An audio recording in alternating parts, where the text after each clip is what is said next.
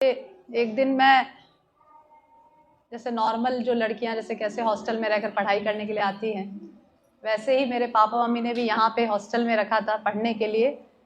MS university में, महाराजा Sayajirao university जो है वहाँ पे, बिल्कुल भी इस हेतु से नहीं रखा था कि मैं यहाँ पे रहकर भक्ति करूँगी, मेरा विवाह यहाँ हो जाएगा, बिल्कुल भी ऐसा नहीं हुआ था। थोड़ा सा मैं पहले अपने जीवन के बारे में, जो इतने सालों से, आज एक्चुअली दीक्षा के मेरे 25 साल हो गए, क्योंकि मेरी दीक्षा 2 जनवरी को हुई थी। 2 जनवरी 2000 में इसी स्थान पर गुरुदेव ने मुझे दीक्षा दिया था और मुझे शिष्य के रूप में स्वीकार किया था। तो रास्ते में आते समय मेरे प्रभु जी वही बोल रहे थे कि सिल्वर जुबली तुम्हारी हो रही दीक्षा की।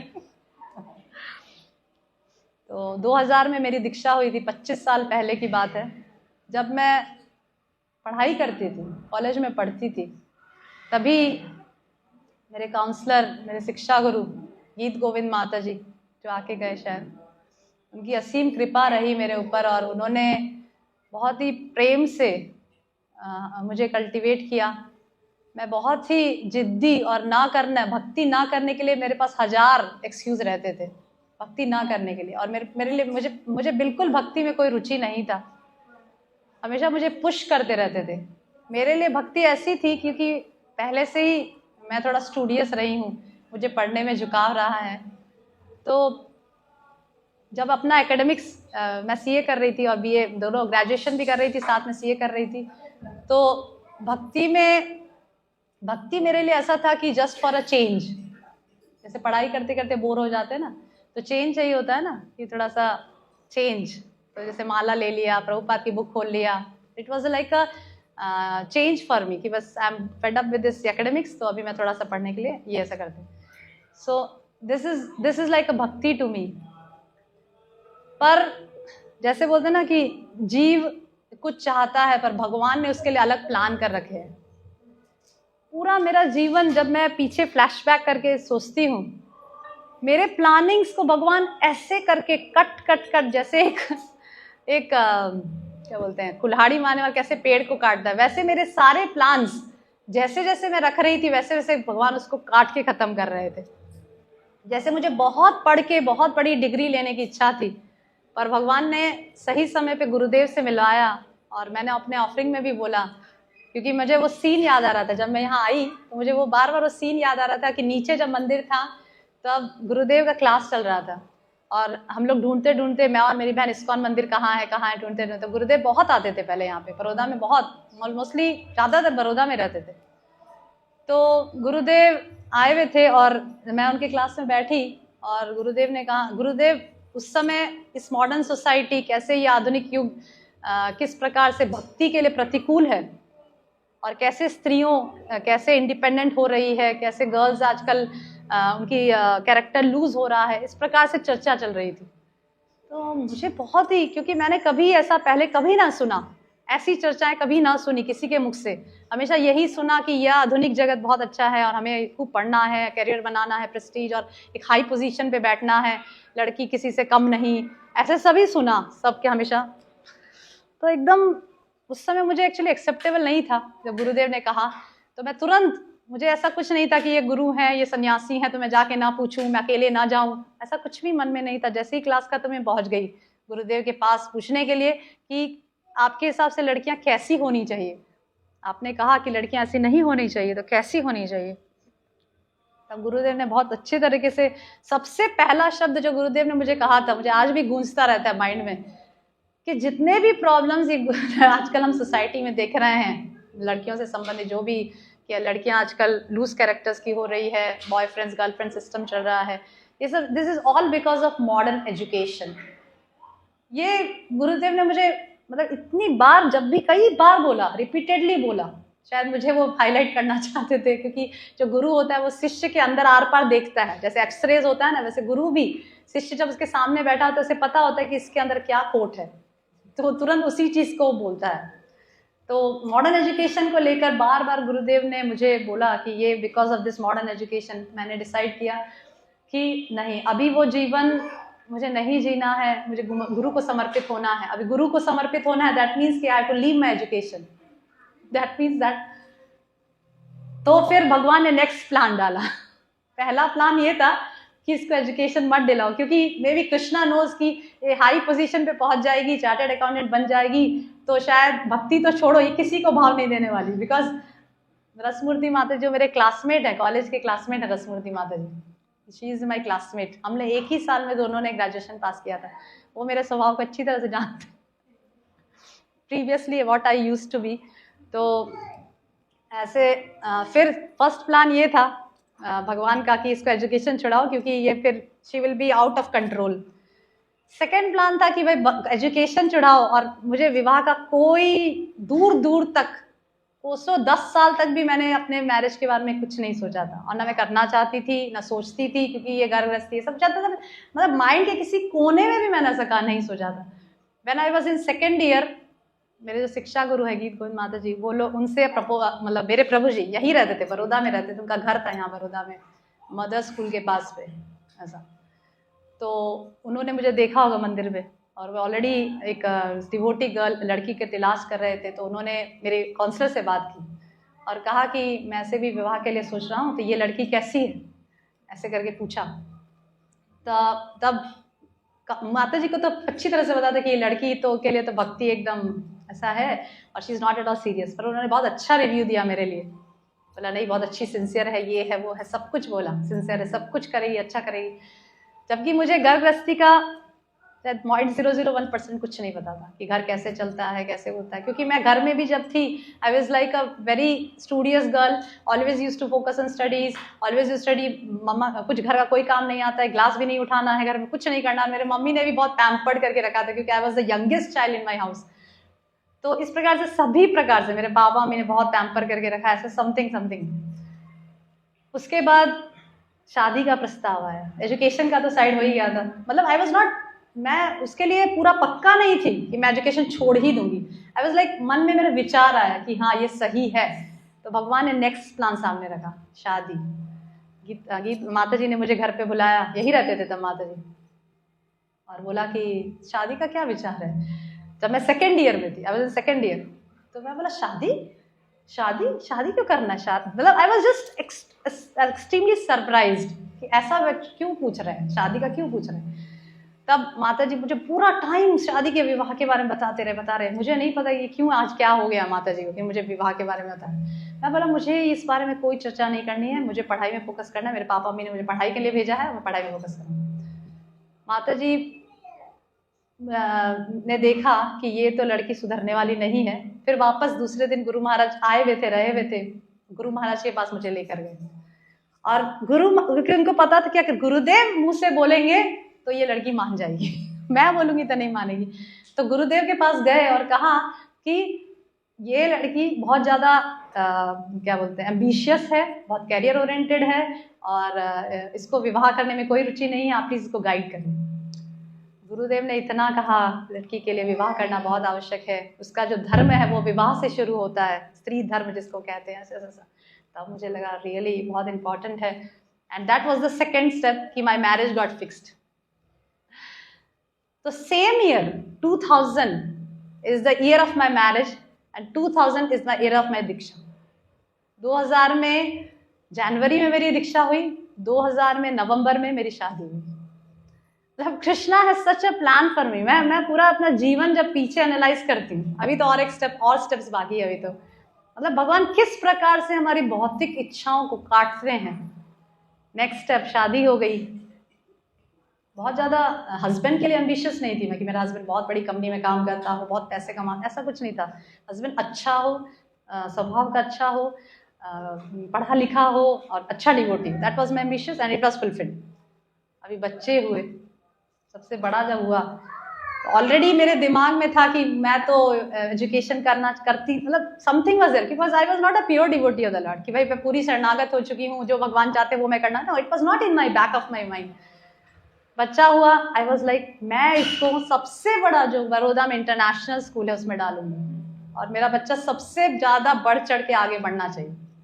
प्रभु जी परेशान थे क्योंकि जहाँ भी जाते गुजराती मीडियम स्कूल मिलता था, और मुझे गुजराती बिल्कुल मीडियम पसंद, गुजराती मीडियम बिल्कुल पसंद नहीं था, स्मृति बस भी नहीं, क्योंकि मैं खुद गुजराती नहीं हूँ और मैं नहीं चाहती मेरा बच्चा गुजराती मीडियम में पढ़े।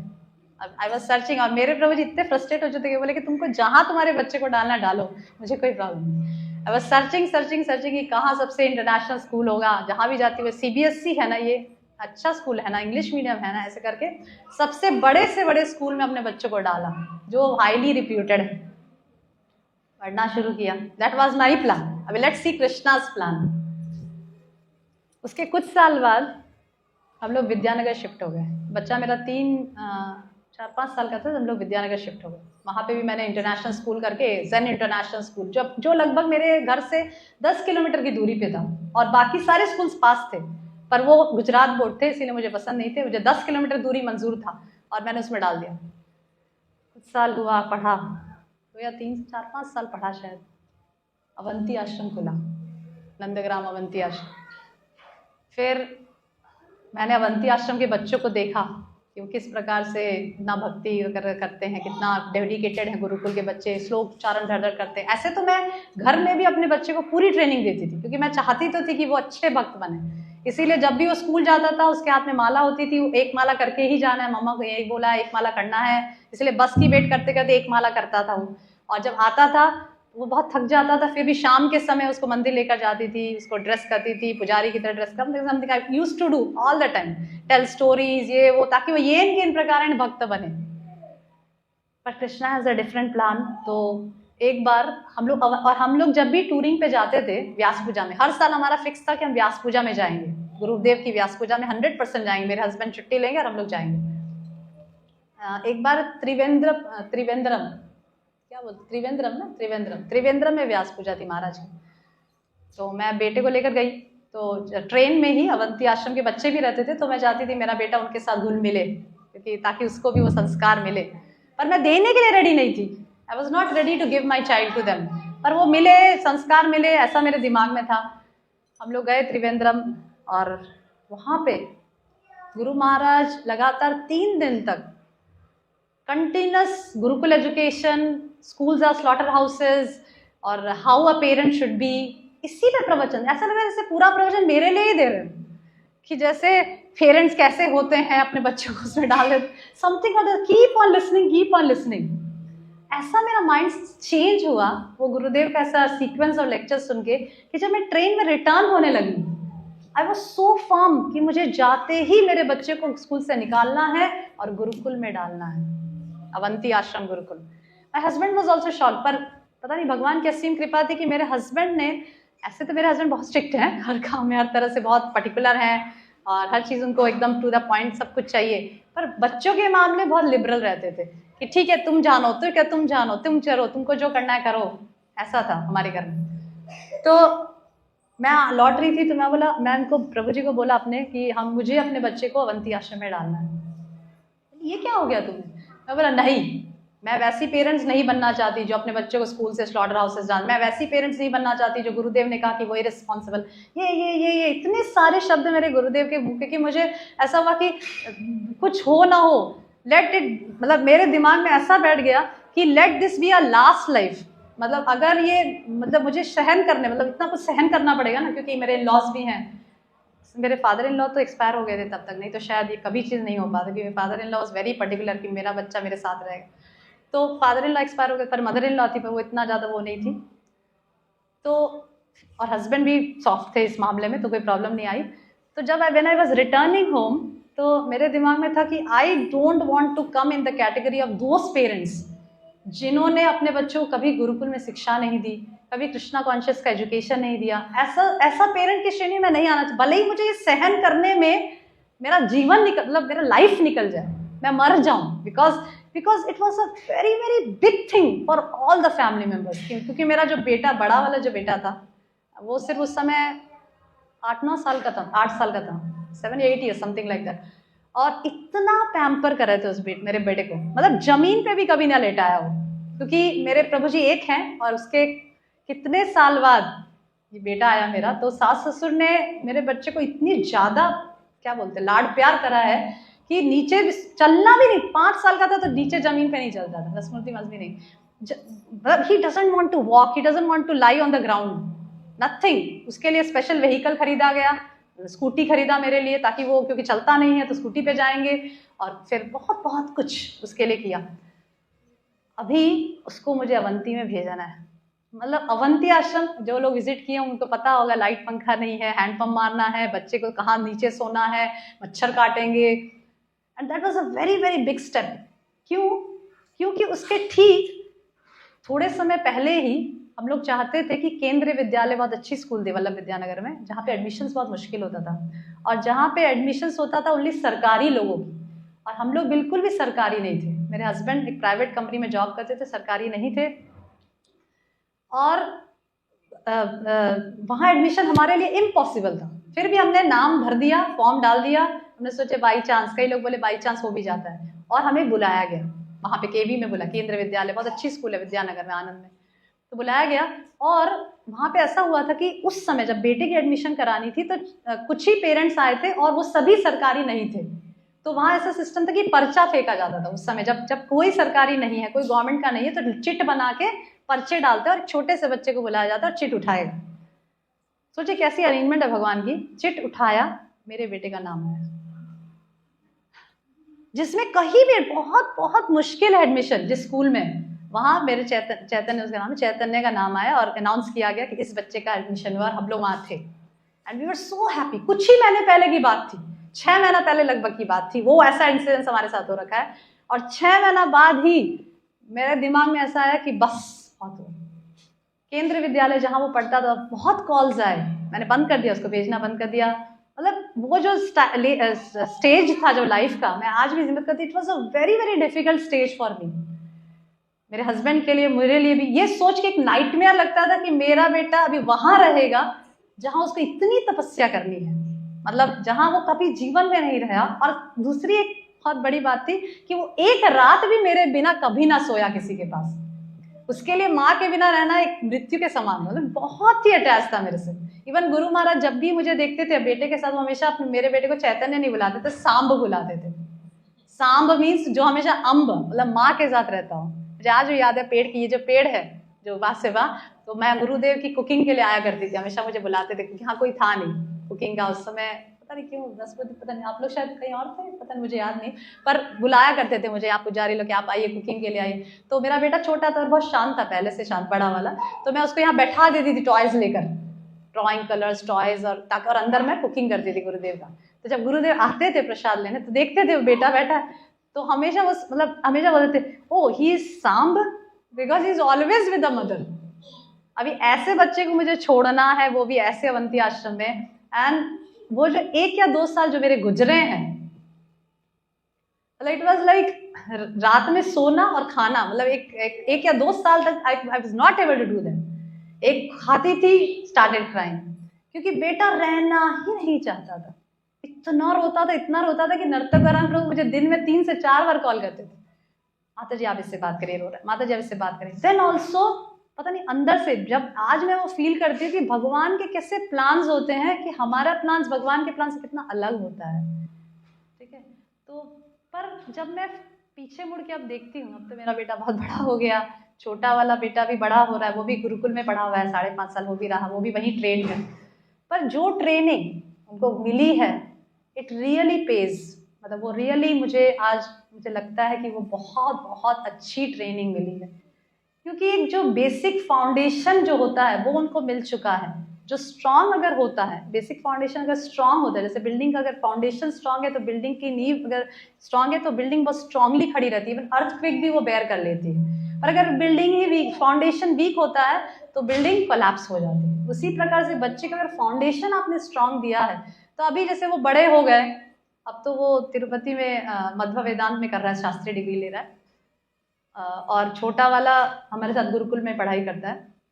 बट स्टिल आई सी कि वो जो संस्कार उन्हें मिले हैं, and what ever happen, it was totally, I can see कि वो सब भगवान की प्लान्स थे, जो मैंने सोचा भी नहीं था। पर जब मैं अब फ्लैशबैक करके पीछे देखती हूँ, तो मैं देखती हूँ भगवान हमारे लिए कितना कंसिडरेट रहते हैं। हम कुछ प्लान करते हैं, भगवान के प्लान्स अलग होते हैं, उसमें हमें तकलीफ होती है, उसको सहन करने में तकलीफ होती है, डेफिनेटली होती है, पर अगर उस तकलीफ को हम बेयर कर जाते हैं, सहन कर जाते हैं, तो वो हमें एक बड़ा सा फ्रूट देकर जाती है, जिससे हम बहुत सेटिस्फाइड फील करते हैं। समझ रहे हैं? तो आप सभी डिवोटीज हैं, और डेफिनेटली भक्ति मतलब, सी व्हाट इज भक्ति एक्चुअली? भक्ति डजंट मीन कि हमारा लाइफ बहुत इजी गोइंग हो जाएगा, जबकि आप देख रहे हैं कि भक्तों का जीवन तो बहुत ही मुश्किल गया है। जो भी आप भक्त की बात कर लीजिए, श्रीमद् भागवतम में देख लीजिए, महाभारत में देख लीजिए, जो भी चर्चा अगर भक्त की जब भी करते हैं तो हम एक चीज पाते कि उनका जीवन बहुत ही दुष्कर रहा। सीता मैया की कर लीजिए, या द्रौपदी की कर लीजिए, या पांडवों की कर लीजिए, या कुंती महारानी कर लीजिए, किसी की भी चर्चा आप करिए, प्रहलाद महाराज की करिए, ध्रुव महाराज की करिए, किसी की भी चर्चा आप करिए, सभी का जीवन बहुत दुष्कर है, बहुत डिफिकल्ट जीवन है। तो हमारे दिमाग, हमारे मन में विचार आता है कि क्या भक्ति करने के बाद भी जीवन इतना डिफिकल्ट है तो फायदा क्या? What is the benefit? यार भक्ति भी कर रहे हैं और इतना डिफिकल्ट भी है, right? But bhakti doesn't mean that our difficulties will go away, हमारा मुश्किलें चली जाएगी। Bhakti means that if we change our way to look the difficulties, हम डिफिकल्टीज जो होगी उसको देखने का नजरिया बदल लेंगे, राइट? जैसे हम देखते हैं कि शुद्ध भक्तों के जीवन में इतने सारे प्रॉब्लम्स आए, ठीक है, तो हमारे विचार आ रहे इतने सारे प्रॉब्लम्स इनके जीवन में, कृष्णा सामने खड़े हैं तो भी, तो भगवान एटलीस्ट हमें सिखाना क्या चाहते हैं? भगवान हमें ये सिखाना चाहते हैं कि देखो इतने सारे प्रॉब्लम्स हैं तो भी वह भक्त मेरी शरणागति नहीं छोड़ता है, राइट? तो उसी प्रकार से जब हम भक्ति करते हैं, जैसे मुझे माता जी बताए थे कि आप सभी लोग बहुत अच्छी तरह से साधना कर रहे हैं, भक्ति कर रहे हैं, तो जैसे भक्ति के जो अंग बताए गए हैं, ठीक है, श्रवणम, कीर्तनम, स्मरणम, पाद सेवनम, दास्यम, साख्यम, आत्म निवेदनम, इन सभी नौदा भक्ति जो बताई गई है, इन सभी में से हम लोग जो भी अंग जो पालन करता है, वो उसको अगर परफेक्शन से प्राप्त करता है तो वो भगवान को प्राप्त करता है, right? This is the thing. पर भक्ति करने में हमें बहुत सारे अड़चने आती है, बहुत सारे प्रॉब्लम्स आते हैं, हमारा फेथ हिल जाता है। कई बार ऐसा हमने सुना है कि इसने मेरे साथ ऐसा किया, मैं तो भक्ति नहीं करूंगी, माला फेंक दिया, ये समथिंग और द अदर भी, मतलब सो मेनी, इतने सालों से हम भक्ति में हैं तो इतनी सारी चीजें सुनने को मिलती है कि भक्ति से हट गई क्योंकि इसको बैड एक्सपीरियंसेस हुआ, राइट?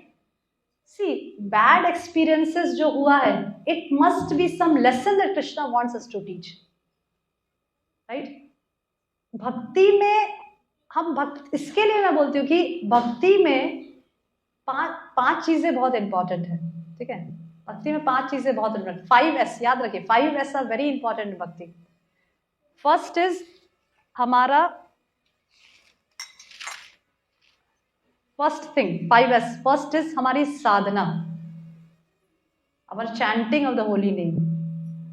क्योंकि प्रभुपाद बताते हैं कि whatever we do in bhakti, जो भी हम सेवा कर रहे हैं, जो भी हम श्रवण कर, जो भी चीज हम कर रहे हैं, ठीक है, वो हमारी साधना को, हमारे जप को इनहैंस करने के लिए कर रहे हैं। क्योंकि ultimate thing is chanting the holy name, कीर्तनादेव कृष्णस्य मुक्त संग परम व्रजेत, right? This is what Shrimad Bhagavatam says, कीर्तनादेव कृष्णस्य मुक्त संग परम व्रजेत। कीर्तन करने से कलयुग में हम लोग भगवत प्राप्ति करते हैं। इसीलिए 99% जो हमारा जो भक्ति में जो एडवांसमेंट है वो हमारा चैंटिंग पे निर्भर करता है, राइट? पर हम देखते हैं कि स्पेशली माताओं में ये प्रॉब्लम ज्यादा आती है चैंटिंग के विषय में। चैंटिंग विषय में माताओं में ज्यादा प्रॉब्लम आती है। हम लोग सब कुछ कर पाते पर चैंटिंग शांति से नहीं कर पाते। So many things goes in our mind, right? See chanting के लिए सबसे बेस्ट है कि हम मॉर्निंग में चैंट करें, क्योंकि मॉर्निंग का समय ऐसा रहता है कि जब ज्यादा घर में कुछ ज्यादा काम नहीं होता, ज्यादा लोग बोलने वाले नहीं होते, बच्चे भी सोए रहते हैं, बच्चे ज्यादा परेशान नहीं करते, वो भी शांत रहते हैं। तो मॉर्निंग में जब मैं पर्सनली कैसे करती हूँ, मैं हमेशा पता नहीं कैसा, क्यों, I just want to make, I always do work with a schedule. मुझे शेड्यूल के बिना काम नहीं होता, क्योंकि शेड्यूल नहीं होता तो I don't know what I have to do now, ठीक है? तो आप सब लोग भी, और भगवान गीता में भी बताते हैं कि schedule is in the mode of goodness. जब व्यक्ति शेड्यूल से काम करता है तो वो सत्व गुण में काम करता है। जब वो हैफजड काम करता है, उसको नहीं पता कि अब मुझे क्या करना है, उसको नहीं पता कि शाम को मुझे क्या करना है, तब वो तमोगुण और रजोगुण में काम करता है, जो भक्ति के लिए अनुकूल नहीं है। राइट? आपको सबको पता हो कि सत्वगुण इज वेरी कंजीनियल फॉर भक्ति। ठीक है, क्योंकि सत्वगुण शुद्ध सत्व से एकदम नजदीक है। ठीक है, तो सबसे बेस्ट है कि हम माताएं, अगर आपका शेड्यूल बहुत बिजी जाता है, जैसा बहुत हेक्टिक शेड्यूल है, आप जॉइंट फैमिली है, बहुत सारे रिस्पॉन्सिबिलिटीज है हस्बैंड से, तो सबसे पहला कार्य करें जपा। जैसे हम बहुत सारे कार्य करने लग जाते हैं, सुबह उठकर हम आरती भी मतलब बहुत सारी चीजें करते, फिर जपा रह जाता है, जपा नहीं करते, बाकी सारी चीज कर लेते हैं। ऐसा मत करिए। सी कलयुग में आप कर रहे हैं, विग्रह की सेवा कर रहे हैं, आरती कर, आपके पास एम्पल टाइम है, आपके पास खूब टाइम है, सब कुछ ऑपलेंट करिए, वेरी नाइस। पर एक चीज हमेशा ध्यान रखिए कि कलयुग में नाम संकीर्तन ही is the process that is recommended to get back to Krishna. भगवान को प्राप्त करने के लिए जो प्रोसेस बताई है वो क्या है? नाम जप। तो हम बाकी सब कर लेते हैं। जैसे कई बार मैंने कुछ भक्तों से सुना कि आप मुझसे जितनी भी सेवा करवा लीजिए, आप मुझसे झाड़ू लगवा लीजिए, आप मुझसे सब्जी कटवा लीजिए, आप मुझे सब, पर मैं जप नहीं कर पाऊंगी। ऐसा कई भक्त लोग ऐसा मुझे सामने करते हैं। राइट? तो जपा में टेस्ट कब आता है? जब हम शांति से जप में जो कर रहे हैं, हरिनाम जो जप कर रहे हैं, वो हम सुने। राइट? सी जपा में 3 चीज बहुत इंपॉर्टेंट है। आपको लग रहा है ये क्या है? 5 चीज, 3 चीज। बीइंग अ टीचर इन गुरुकुल, मतलब हम लोग गुरुकुल में पढ़ाते हैं एक्चुअली, हाँ भक्ति वेदांत गुरुकुल में। उसके बाद से मेरे बच्चे भी मुझे बोल रहे हैं कि आप मम्मा सब कुछ एक तो 3-5 एनालॉजीज ये वो, क्योंकि बच्चों को पढ़ाते पढ़ाते ये सब चीजें अपने आप ही दिमाग में आने लगी, बच्चे नोट डाउन करते रहते हैं ना। तो 3 चीज जपा में बहुत इंपॉर्टेंट है, 3 P's जिसको बोलते हैं, शायद आपने सुना भी होगा बहुत बार। पोस्चर, सबसे पहले जप में जो पोस्चर है, जप करते समय आप पोस्चर जैसे बैठते हैं वो आप स्ट्रेट रखिए, तो आपको नींद नहीं आएगी, आपको आलस नहीं आएगा। राइट? Second is pronunciation. हम सोचते हैं जप में मैं ये याद कर लूं, मैं भगवान का वो लीला याद कर लूं, मैं गोवर्धन लीला याद करूं, मैं भगवान का सुंदर मुख याद कर लूं। कुछ नहीं करना है आपको, आपको सिर्फ जपा में जो आप कह रहे हैं उसका श्रवण करना है बस। जो आप बोल रहे हैं हरे कृष्णा कृष्णा कृष्णा हरे हरे, हरे राम राम राम हरे हरे, तो जो आप कह रहे हैं उसको प्रोनाउंसिएशन, जैसे कई बार हम लोग ठीक से प्रोनाउंसिएशन नहीं कर पाते, उच्चारण नहीं कर पाते ठीक से, तो ठीक से उच्चारण करें, एक एक शब्द का उच्चारण ठीक से करें और उसको श्रवण करने का प्रयास करें। यही सिर्फ आपको जप में करना है। आपको कोई भगवान में कुछ याद नहीं करना है, आपको ये याद करना है वृंदावन याद करना है, कुछ नहीं। You just have to listen to the holy name. क्यों? क्योंकि भगवान का नाम ही भगवान से अभिन्न है। राइट? और नाम नामकारी बहुधा निज सर्वशक्ति, भगवान क्या बोल रहे हैं शिक्षाष्टकम में कि नाम नामकारी, मैंने सभी अपने नाम में सारी शक्ति डाल रखी है।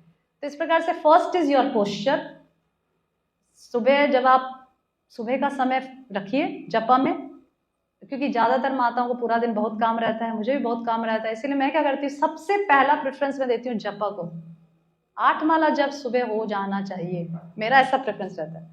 मतलब मैं ऐसा करती हूँ। मैं जिन आप सबका अपना अपना सेटिंग रखिए, अपना अपना टाइमिंग फिक्स रखिए। ऐसा नहीं बोल रही कि आप मेरी तरह गई, मैं अपना उदाहरण बता रही हूँ कि मैं ऐसा फिक्स करती हूँ कि मंगल आरती के तुरंत तुलसी आरती के बाद मैं तुरंत जपा करती हूँ, क्योंकि बहुत फिर बाकी बहुत सारी सेवाएं रहती है, तो इसलिए मैं तुरंत जपा शुरू करती हूँ और 8 माला मेरी सुबह हो जानी चाहिए। नहीं तो मैंने देखा है कि 8 माला अगर सुबह नहीं हुई है, दैट मीन्स कि पूरा दिन 16 माला होगी रात को 11 बजे, क्योंकि आई नो मतलब मेरा शेड्यूल ऐसा हेक्टिक रहता है बहुत ज्यादा, गुरुकुल ये वो घर का काम, जैसे आप लोग नॉर्मल, वैसे मेरा भी ऐसे ही प्रसादम, बच्चे प्रसाद ये वो कुछ मांग रहे हैं, समथिंग कर जाता है।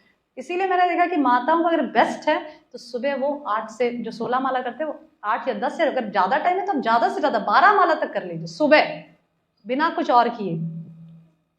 पोस्चर सही रखिए, प्रोनाउंसिएशन सही रखिए, हो सके तो कोई साफ स्थान पे बैठिए, तुलसी महारानी के सामने या भक्तों के संग में, ऐसे करके साफ स्थान पे बैठिए, भक्तों के संग अनुकूल, जैसा भी अनुकूल है। घर में अगर आप करते हैं तो तुलसी महारानी का एक फोटो वहां रख के बैठिए। ठीक है?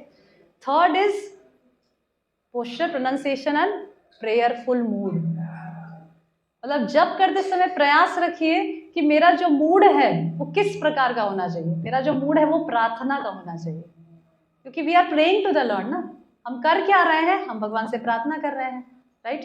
तो इस प्रकार से जब हम, सबसे पहला एस क्या है, हमारी साधना। अगर हमारी साधना अच्छी है तो जीवन में कितने भी डिफिकल्टीज आएंगे ना, वो हमारी निष्ठा, हमारी श्रद्धा को नहीं ब्रेक कर सकते। जैसे मोबाइल है, सुबह कैसे हम तुरंत प्लग इन कर देते हैं, अगर 0% दिखाता है तो हम लोग तुरंत सुबह कर लेते, फिर पूरा दिन चलेगा ऐसा। So this is what we think. तो हम लोग प्लग इन कर दिए और फिर पूरा दिन वो काम लगता है, 100% प्लग हो गया तब तो कोई चिंता ही नहीं। उसी प्रकार से श्रील प्रभुपाद ने जो जपा दिया है, जो मॉर्निंग प्रोग्राम दिया है, वो एक प्रकार के एक चार्जिंग जैसा है हमारी साधना के लिए, कि आपने अपनी साधना एकदम स्ट्रांग कर रखी है। दुनिया में कुछ भी हो जाए, it's not going to break our faith, क्योंकि मेटीरियल वर्ल्ड का जो नेचर है, भौतिक जगत का जो नेचर है, वो है पदम पदम यद विपदाम। जैसे प्रहलाद महाराज कहते हैं, प्रदम पदम यद विपदाम। हर पद पे आपकी विपत्ति है, कुछ पता नहीं नेक्स्ट स्टेप रखूंगी तो क्या होने वाला है। कई बार सीढ़ी से गिर के हाथ भी टूट जाता है, कई बार कहीं जाते हैं थोड़ा एक्सीडेंट हो जाता है, कुछ भी वी डोंट नो क्या होगा एग्जैक्टली फ्यूचर में, राइट। तो इसीलिए जब हमारी साधना स्ट्रांग है तो हम लोग हमेशा भगवान के प्रति हमारी जो निष्ठा है उसको कोई भी हिला नहीं सकता।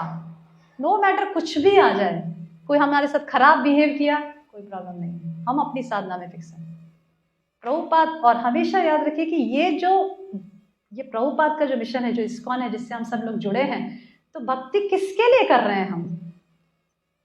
भगवान के लिए भक्ति कर रहे हैं, प्रभुपाद के लिए भक्ति कर रहे हैं। भक्ति, भगवान का नाम किसको लाभदायक दे रहा है? आपको दे रहा है ना।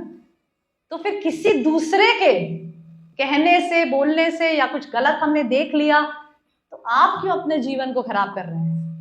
आप अपने जीवन को अच्छा रखिए, राइट, क्योंकि भक्ति तो आपको सबसे पहले लाभ दे रही है, राइट। और दूसरी एक चीज मैं कहना चाहूंगी कि माताओं का जो नेचर के बारे में, हम माताएं दूसरों के कहने से बहुत प्रभावित हो जाती है ना। इसने ऐसे बोला, इसने ऐसे बोला, राइट। सबसे पहली बात तो हमें ऐसा सोचना है, बचपन में जब हम लोग पढ़ते थे तब स्कूल में जो भी हम लोग फ्रेंड्स हमारे, उन्होंने भी कुछ बोला था, हमें खराब लगा। उसके बाद बड़े हो गए कॉलेज में, फिर उन्होंने कुछ बोला तो हमें खराब लगा। अब भाई अभी गृहस्थ में आ गए तो कुछ बोला तो खराब लगा। जो लोग हमारे लिए कुछ बोल रहे हैं वो सबसे पहला तो हमारे साथ टिकते नहीं हैं। देख रहे ना कैसे जीवन परिवर्तित हो रहा है। मेरा खुद का जीवन ही बहुत परिवर्तित। मैं पहले बड़ौदा में रही, विद्यानगर में रही, फिर नंदग्राम, गोवर्धन, मेरा जीवन ही पूरा परिवर्तन है। कितने लोगों को छोड़ते हुए हम आगे बढ़े हैं, राइट। तो जो लोग हमारे बारे में बोल रहे हैं, जिसकी वजह से हम इतने ज्यादा प्रभावित होते हैं, वो क्या आज हमारे साथ रहते हैं पूरा जीवन? नहीं रहते। वो हमारे साथ रहते ही नहीं है। पहली बात, वो हमारे बारे में सोच ही नहीं रहे हैं। जैसे हम स्कूल में पढ़े थे, बहुत सारे लोगों ने हमारे बारे में कुछ बोला, आज वो स्कूल वाले मेरे साथ हैं? नहीं। कॉलेज में पढ़े, बहुत सारे लोगों ने हमारे बारे में बोला जिसकी वजह से मुझे बहुत परेशानी हुई, पर आज वो मेरे जीवन में है? नहीं। Change is the way the material world goes. ये भौतिक जगत में परिवर्तन ही परिवर्तन होता है। ये आप तो देख ही रहे हैं। आज बच्चे को आप इतना लगाव करके पालते हैं, नहीं, माता पिता कितना लगाव करके, जब वो बच्चा बड़ा हो जाता है फिर क्या होता है? सबको पता है क्या होता है। परिवर्तन ही जीवन का नाम है। इसीलिए वर्णाश्रम धर्म में अगर आप देखेंगे तो कितना सिस्टमैटिक, कितना साइंटिफिकली प्लान किया गया है। देखिए आप, पहले ब्रह्मचारी है, फिर गृहस्थ है, फिर वानप्रस्थ है। क्यों बनाया वानप्रस्थ आश्रम? कि बच्चे जब बड़े हो जाएंगे, उनकी आसक्तियां किसी और में होगी, तो बेटर है हम निकल पड़े। समझ रहे हैं कितना अच्छे से प्लानिंग है, राइट। कि जब बच्चे बड़े होंगे, पर आसक्तियां तो मेरी है, तो भगवान बोले कि मत रखो, क्योंकि उनकी आसक्ति किसी और में होगी। और ये तो हम संसार में देख ही रहे हैं। हम देख रहे हैं ना, अपने हस्बैंड्स के साथ भी तो देख रहे हैं कि अब हस्बैंड हमारे हो गए, हमें थोड़ा भी ज्यादा लगेगा कि माँ की तरफ इतना बोल रहे हैं, आपको तो मेरी कुछ पड़ी ही नहीं है, ये वो, मैं क्या हूँ आपके लिए? आप तो हमेशा अपनी माँ के लिए सोचते हैं, ये वो समथिंग। पर आपको समझना कि जो आपका बेटा है वो भी किसी दिन ऐसे। और फिर आजकल तो लोग सास कम मरेगी, that is also going on. That is also big thing going on, कि बहुएं आके बोले मेरी सास कब मरेगी, मेरे ससुर कब मरेंगे। बाप रे, very critical things are going on now, इसीलिए बेटर टू बी डिटैच्ड, नहीं तो we will face a lot of problem, mental problems. इसीलिए वर्णाश्रम धर्म के अनुसार जो गृहस्थ के बाद वानप्रस्थ आश्रम, अभी मेरे गुरुदेव का 3 लेक्चर्स आ चुका है, हमारे सोलनेस भक्ति विकास महाराज का 3 लेक्चर्स वानप्रस्थ आश्रम पे आ रहा है लगातार। महाराज इस पिंचिंग कि भाई जो लोग वानप्रस्थ आश्रम में आ चुके हैं वो लोग क्यों नहीं वानप्रस्थ आश्रम लेते हैं, राइट? तो इस प्रकार से जो वर्णाश्रम सिस्टम बनाया गया है, वानप्रस्थ और फिर संन्यास, संन्यास तो ऑप्शनल है, वो तो सबके लिए मैंडेटरी नहीं है, पर वानप्रस्थ क्यों? क्योंकि बेटर है कि हम डिटैच होके अभी पूरी तरह से भगवान पे फोकस करें, समझ रहे हैं? बहुत इंपॉर्टेंट एक भगवत गीता से मैं आपको चीज बताना चाहती हूँ कि भगवान ने गीता में पहले 6 अध्याय में निष्काम कर्म योग बोला, बीच के 6 अध्याय में भक्ति योग के बारे में बताया, लास्ट के 6 अध्याय में ज्ञान योग को फोकस किया, मतलब।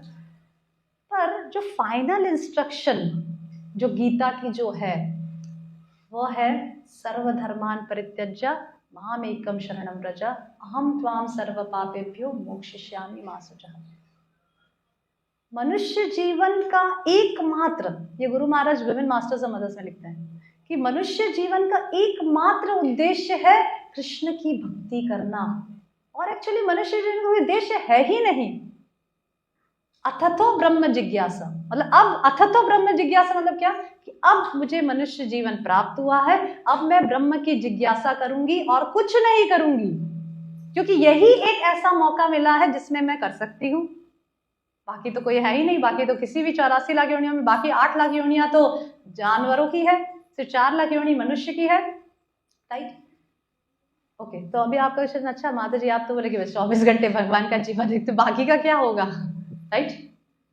सी मनुष्य जीवन मिला तो सिर्फ भक्ति, और that's what Krishna is saying in Bhagavad Gita, सर्वधर्मान परित्यज्य, सभी धर्मों को भगवान ने सब कुछ बताया, कर्म योग बताया, ज्ञान योग बताया, अष्टांग योग बताया, पर फिर भी लास्ट में क्या बोले, सर्वधर्मान परित्यज्य, इस सभी धर्मों को, कुल धर्म, जाति धर्म, पत्नी धर्म, पति धर्म, ये सब जितने भी धर्म को जो तुम काउंट आउट कर रहे हो सबको त्यागो, मामेकं शरणं व्रज, मेरी शरण में आओ, राइट? प्रॉब्लम ये है कि हम शरण में नहीं जाना चाहते।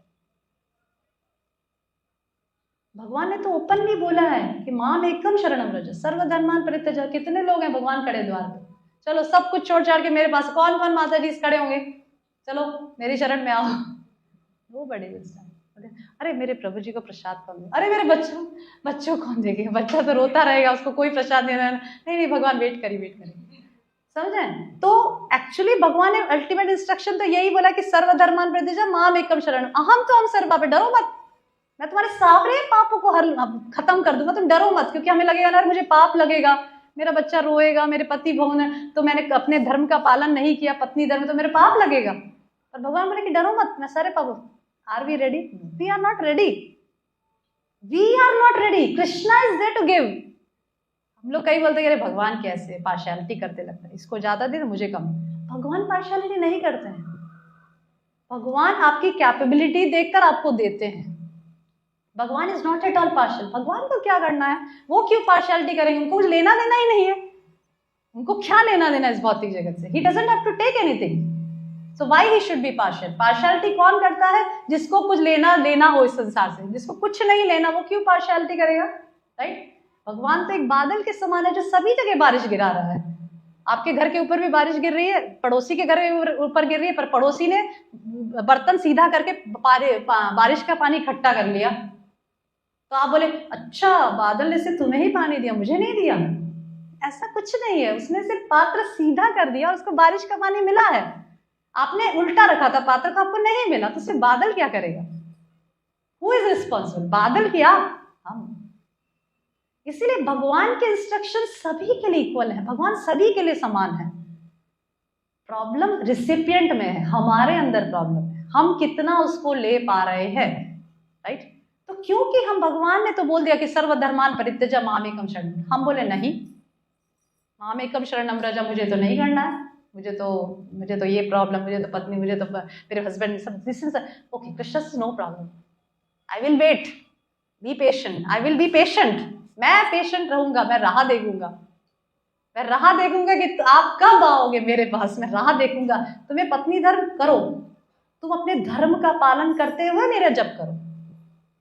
इसीलिए भगवान ने क्या बोल दिया, चातुर्वर्ण मया शिष्टम गुण कर्म विभागश, कि मैंने ऐसी समाज की स्थापना की जो 4 गुण और 4 वर्ण में विभाजित है।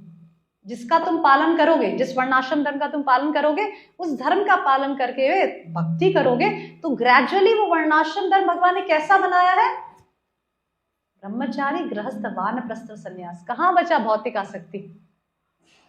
आश्रम ही इस प्रकार से बनाए हैं, आप देखिए स्टेजेस ही इस प्रकार से बनाए हैं वर्णाश्रम के, कि आसक्ति का सवाल ही नहीं उठता। अल्टीमेटली आपको डिटैच, या तो आप खुद हो जाओ, या तो संसार आपको कर देगा। बेटर क्या है, खुद हो जाए। या तो बच्चों से आप खुद अटैच हो जाओ, या तो बच्चे आपको सिखा देंगे। राइट, ये संसार का नियम हम देख रहे हैं ना ऐसा होते हुए। बुद्धिमान मनुष्य कौन होता है, मैं ये बच्चों को कई बार बोलती हूँ। बुद्धिमान मनुष्य क्या, उसकी क्या डेफिनेशन है पता आपको, जो देख के सुन के सीख ले, देख के सुन के सीख ले। अच्छा ऐसा होता है, दूर रहो। उससे कम कैटेगरी का व्यक्ति कौन होता है, जो देखा सुना एक्सपीरियंस किया तब सीखा। ठीक है, जैसे आग है, किसी को देखा आपने कि आग में हाथ लगाया, किसी ने जल गया, अरे मैं हाथ नहीं लगाऊंगा, आप पहली कैटेगरी के व्यक्ति हो, आप इंटेलिजेंट हो एकदम। दूसरा व्यक्ति क्या, देखा सुना तो सोचा एक बार टच करके देखता हूँ, टच किया हाथ जला, आगे से नहीं लगाऊंगा, सेकंड कैटेगरी। थर्ड कैटेगरी वो होता है जो देखा सुना एक्सपीरियंस भी किया, फिर वापस करने जा रहा है, वापस हाथ लगाने जा रहा है, बार बार करता ही जाता है।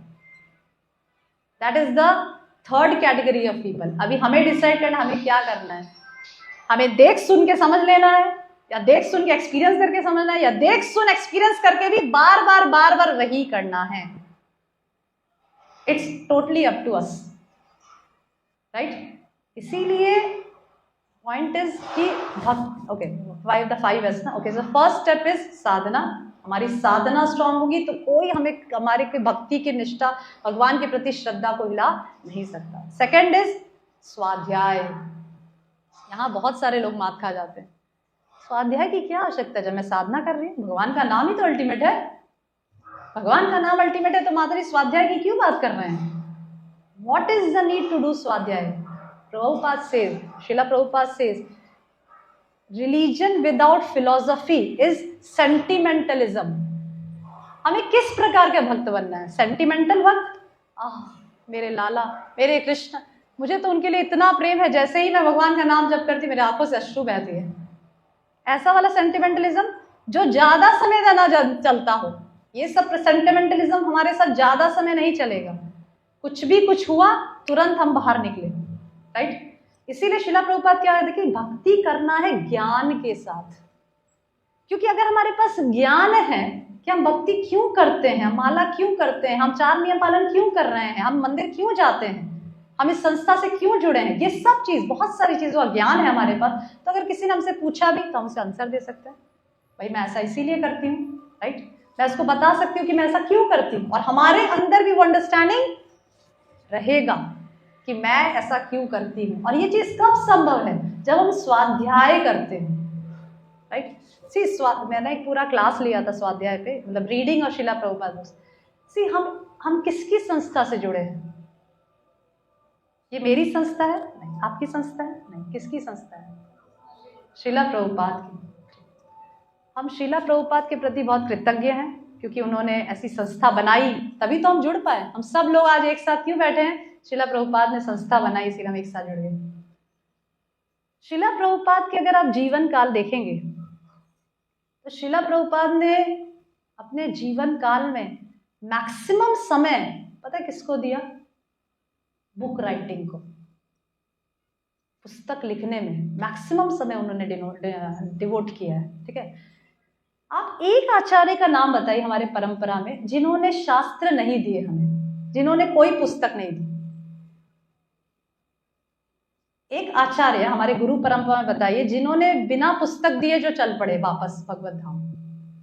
कोई भी एक ऐसे आचार्य आप बता सकते हैं जिन्होंने एक भी पुस्तक हमें नहीं दी और ऐसे ही चले गए।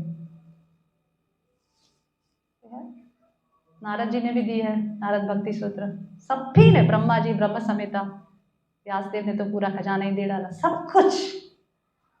जब आचार्य, हर एक आचार्य, हमें हर एक आचार्य के एक कॉमन चीज आप देख रहे हैं कि वो पुस्तक लिख के जाते हैं, पुस्तक देकर जाते हैं। पर हम इतने स्मार्ट हैं, इतने इंटेलिजेंट हैं हम लोग कि हम पुस्तक नहीं पढ़ना चाहते। अरे मुझे तो सब पता, पहले से दिव्य ज्ञान हृदय प्रकाशित हो, जब प्रभु बोल रहे थे ना दिव्य ज्ञान हृदय प्रकाशित हो, मेरा तो दिव्य ज्ञान हृदय में स्वतः ही प्रकाशित हो रहा है, पढ़ने की कोई आवश्यकता ही नहीं मुझे तो। और आचार्य रात दिन बुक्स लिख के दे रहे हैं हमें, किसके लिए? हमारे लिए। और जब हम अपने 24 आवर्स में 1 घंटा भी या मिनिमम हाफ एन आवर भी प्रभुपाद की पुस्तक खोल के नहीं पढ़ते और कहते हैं कि हम प्रभुपाद के अनुयायी हैं, हम प्रभुपाद से प्रेम करते हैं, हम प्रभुपाद के फॉलोअर हैं, किस प्रकार के फॉलोअर हैं हम लोग? जब प्रभुपाद ने जो रात दिन पुस्तक पढ़ के दी, हाँ वितरण में तो चले जाते हैं और बहुत लोगों को इंस्पायर किया हमने, आप पढ़िए पुस्तक, योगा, सेल्फ परफेक्शन, ये वो समथिंग। और अगर कोई पूछ ले शू लिखेलू है तो कुछ बोल के आ जाता है, क्योंकि हमने पढ़ी नहीं है, हमने खुद पढ़ी नहीं है, उसके सामने तो बोल नहीं सकते कि हमने पढ़ी नहीं है। और अरे यार कृष्णा भावनामृत ये तेम तुम्हें पढ़ो, तुम्हारा आध्यात्मिक लाभ था से, ये था से, वो से बोल के आ जाते हैं, हम खुद उसको कभी खोल के नहीं पढ़े। सी डोंट थिंक कि शिला प्रभुपाद ने सिर्फ पुस्तक वितरण के लिए ही बोला है। प्रभुपाद ने बहुत सारे बार एम्फसाइज किया कि हम उनकी पुस्तकों को पढ़ें। एक बार किसी भक्त ने शिला प्रभुपाद से पूछा कि क्या चीज आपको प्रसन्न करती है? प्रभुपाद बोले जब मेरे शिष्य मेरी पुस्तकों का अध्ययन करते हैं। तो ऐसा नहीं कि सिर्फ शिला प्रभुपाद ने पुस्तक वितरण ही बोला और खुद हम पढ़े ना, नहीं। सबसे पहला चैरिटी बिगिंस एट होम। सबसे पहले पुस्तक देने से पहले मेरा आपसे अनुरोध है कि आप पहले जो भी पुस्तक आप दें दूसरों को, उसको पहले आप खुद पूरा पढ़ो, फिर आप दूसरों को दो। पहले आप तो जानो कि इसके अंदर क्या लिखा है, आप तो पहले उसका लाभ उठाओ।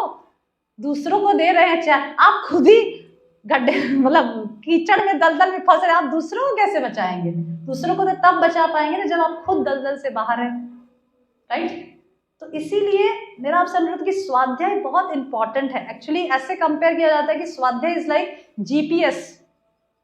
आप गाड़ी में बैठते चालू करते ना, जीपीएस क्या बोलते हैं, जीपीएस ही बोलते हैं ना।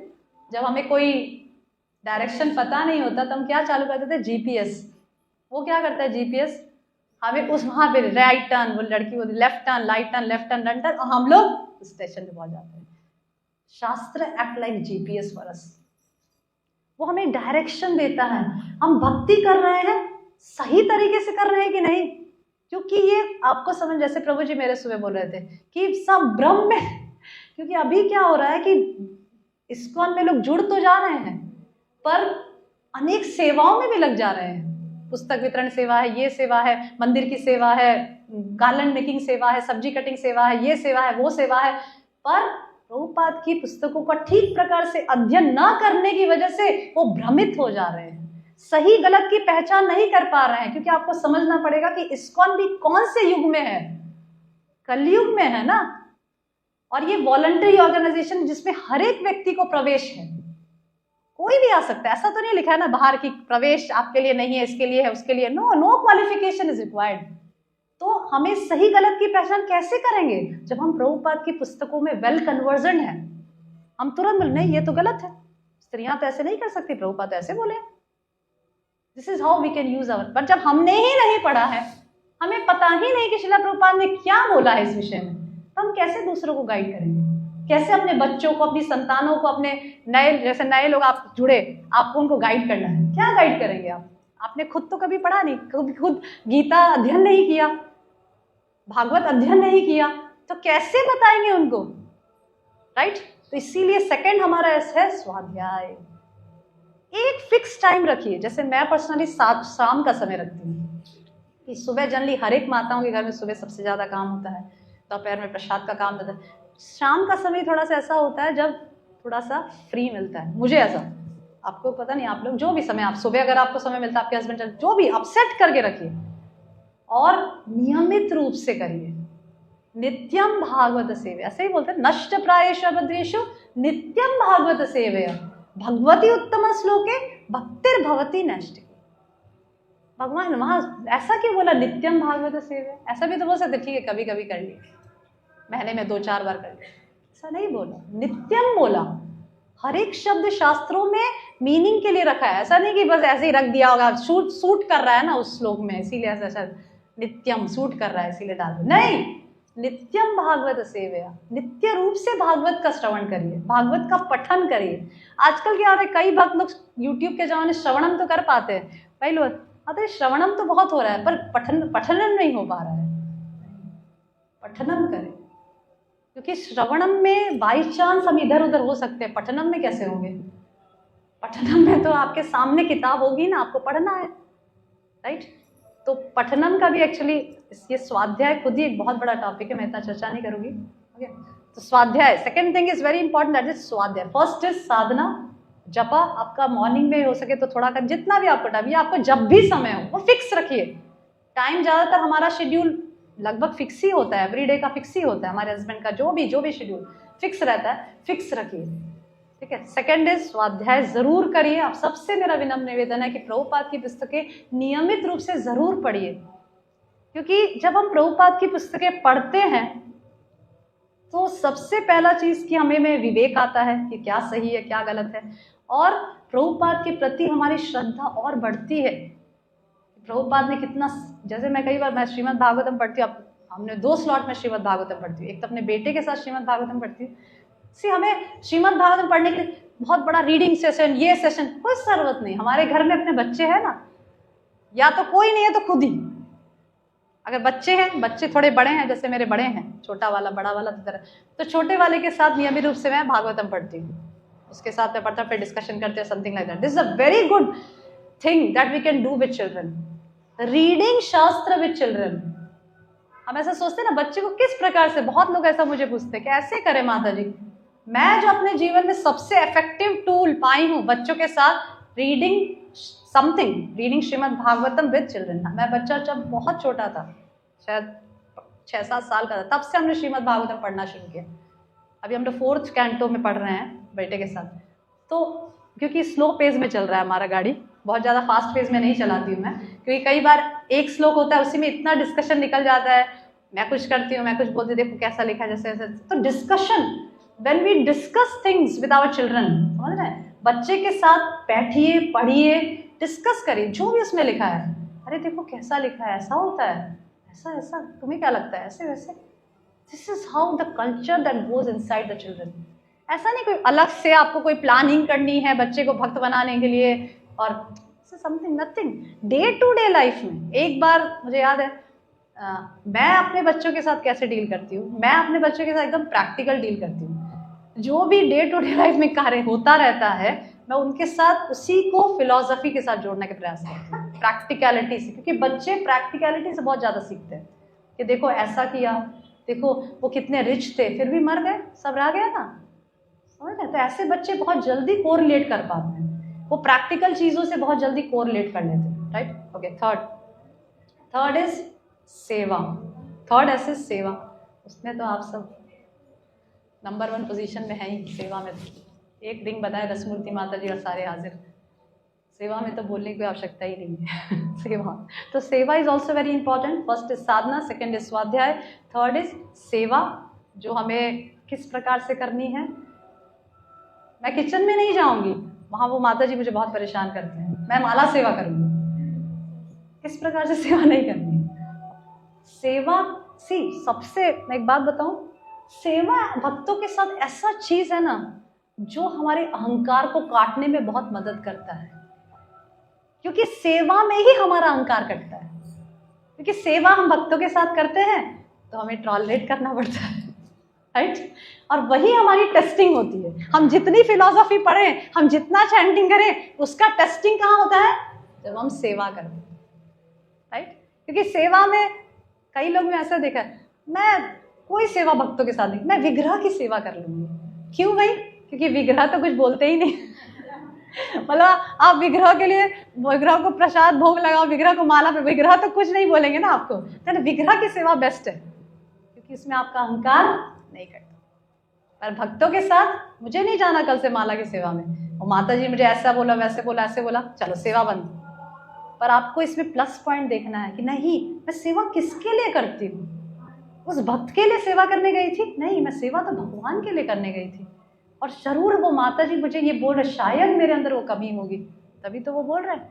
अरे मैं इतने सालों से माला बना रही हूँ, ये माता जी कल माला बनाने आए और मेरी माला में बोल रहे कि आप ऐसे डालिए, फूल ऐसे डालिए, ऐसे बनाइए। इनको क्या पता मैं इतनी एक्सपीरियंस्ड हूँ माला बनाने में। दिस इज वेयर आवर अहंकार गेट कट। वही तो चाहिए। क्या चाहिए? अहंकारी तो कट करवाना है।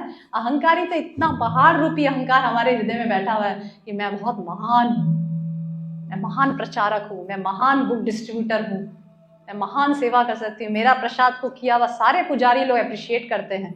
ये कौन है कल की आई हुई और मुझे सेवा को बोल रही है? This is how tax. पर सेवा में एक चीज ध्यान रखिए कि seva is the best thing. Why? Because it cuts our ahankar, और वही हमें करना है। त्रिनादपि सुनीशेन तरोरपि शैषुना अमानिन मानवेन कीर्तन्य सदारी। भगवान चैतन्य तो ऐसे ही कह रहे हैं कि त्रिनादपि सुना, हमें तृण के समान नीचे रहना है। वहां तो चैतन्य महाप्रभु इस प्रकार से बोल रहे हैं, यहाँ हम थोड़ी थोड़ी बातचीत में सेवा बंद कर रहे हैं, right? Okay, so seva, third thing is seva don't stop your service even if you are facing difficulty. अगर आप डिफिकल्टी फेस कर रहे हैं तो भी सेवा स्टॉप मत करिए, क्योंकि हमेशा याद रखिए कि सेवा करनी है किसके लिए? भगवान की प्रसन्नता के लिए करने गए थे, भक्तों के लिए थोड़ी करने गए थे या उस भक्त को प्लीज करने के लिए, राइट? तो continue the service. Third is service. Fourth is संग। First is Sadhana, second is स्वाध्याय, थर्ड इज सेवा, फोर्थ इज संग। संग का ध्यान रखना बहुत जरूरी है।